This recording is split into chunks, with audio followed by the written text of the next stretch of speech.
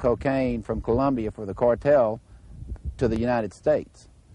As far as any drugs coming to Mena, Arkansas, or any weapons or any CIA involvement, drugs for guns, all of that story, our organization was not involved in any of it. We were simply a transportation operation. We brought no drugs to Mena, Arkansas.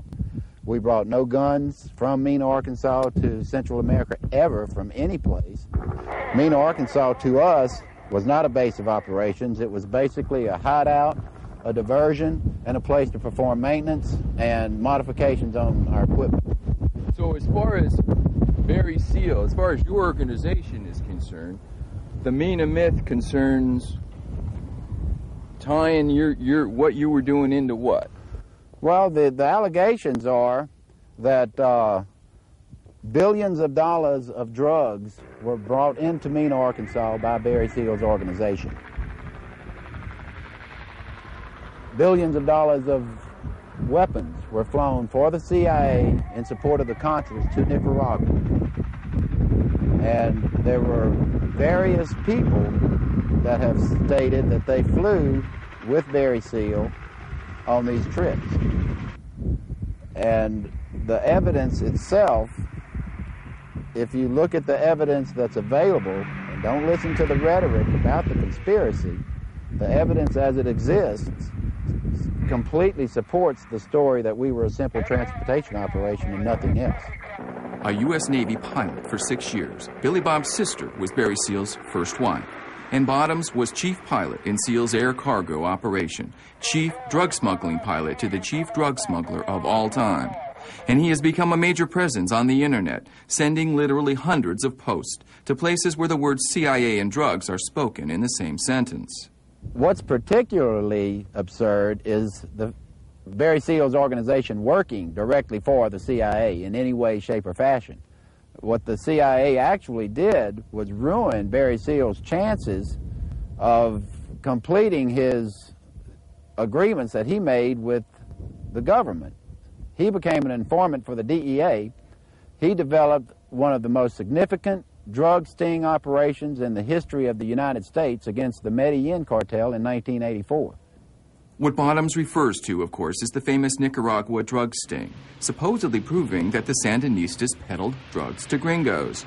If the following story sounds like something you saw in a movie, you're right.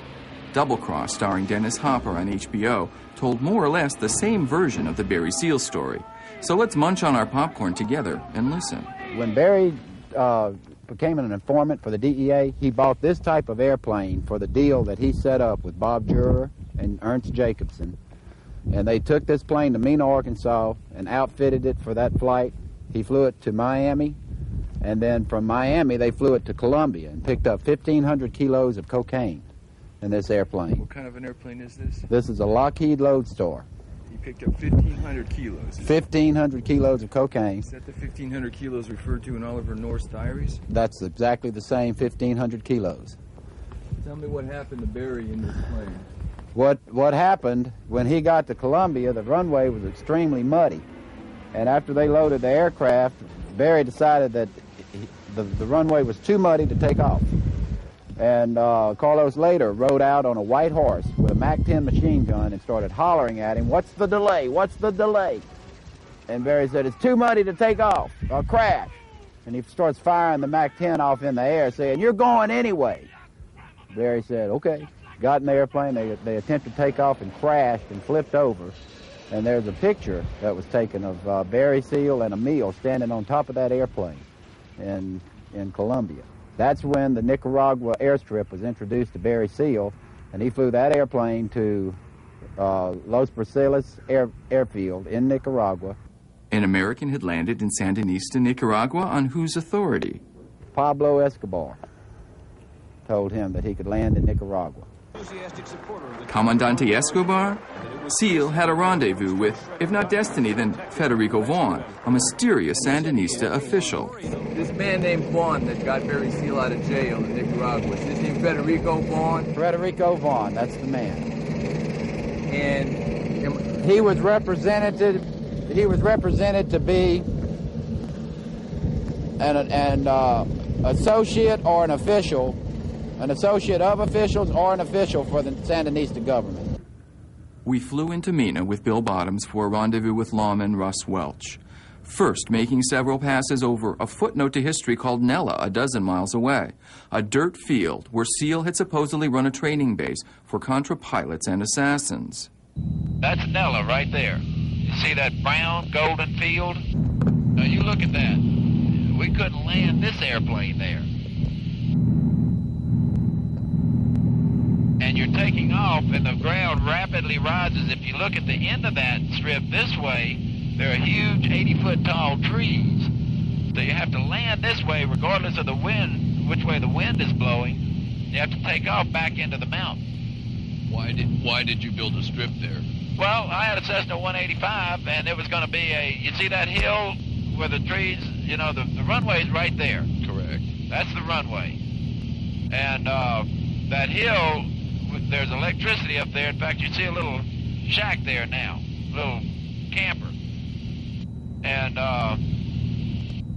we were going to build a camp there, and it's a gorgeous retreat. Now you see this. So this is not a Contra training camp. No, this is a vacation home you were building out that's here. correct. So, a vacation home. We held our fire. The meeting of Bottoms and Welch was just up ahead.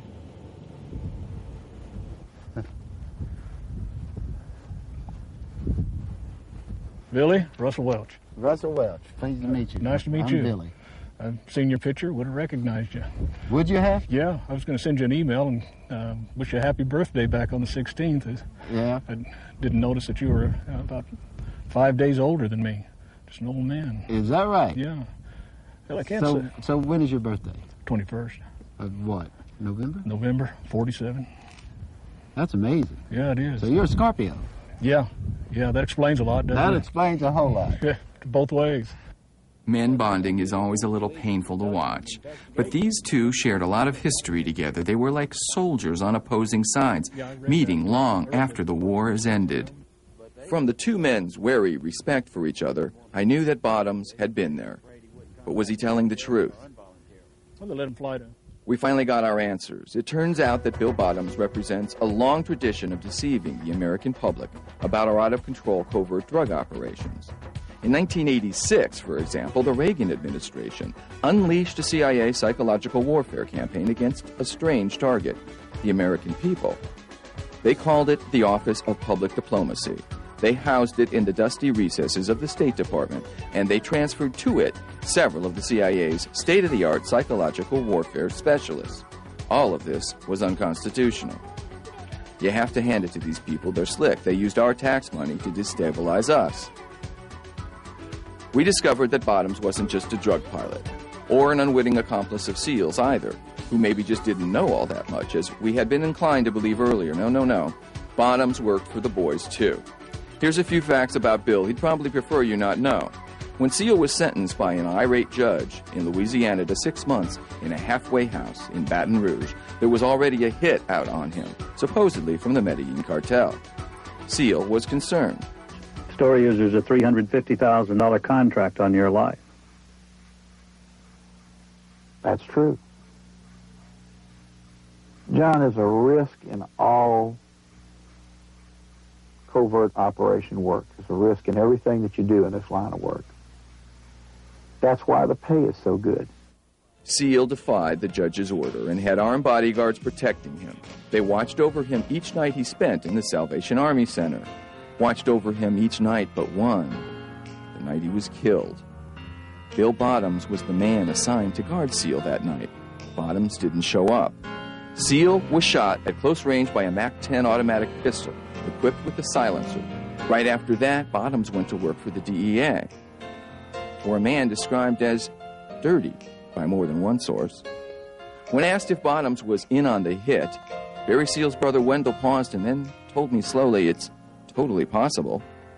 There's more, but we want to tell you where we're heading first.